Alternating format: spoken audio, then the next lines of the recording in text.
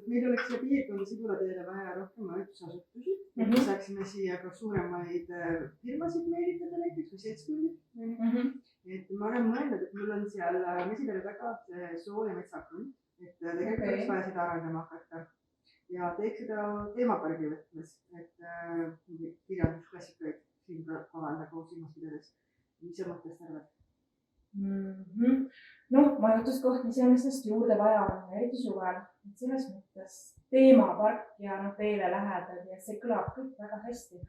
Aga teemapark, et mõtled sa siis nagu siin nagu kohalikku seda vanaosalist kultuuri kaasata rohkem või? Pigem seda poolt, jah.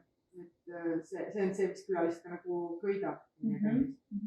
Aga samas ma siiski ei välistaks seda, et võiks ju rääkida Marida Viilimuuseumist näiteks, et seda võib-olla ka Juhan Viili teemat sisse tuua või Külli Kalatskilt, et võib-olla ka seda Balti-Saksa mõisa kultuuri osas, et kuidagi äkki ikkagi see 3 kultuuri teema lõpuks nagu kõnetaks ja saaks mingi teema välja või vaataks veel hoopis kaugemale.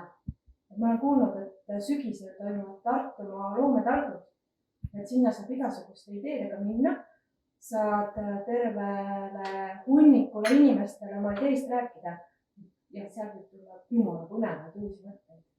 No alati on põnev, kui keegi teise oma nurgaga mõtted jagab või kaasa räägib.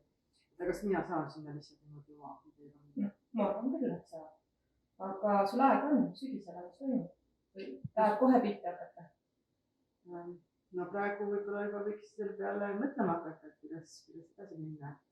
Aeg võiks olla. Aga jaga infot siis mulle tutvustada, kuidas me edasi läheb. Kaidi saatis jah ühe lingi, saadan sulle edasi. Okei. Sööme minna.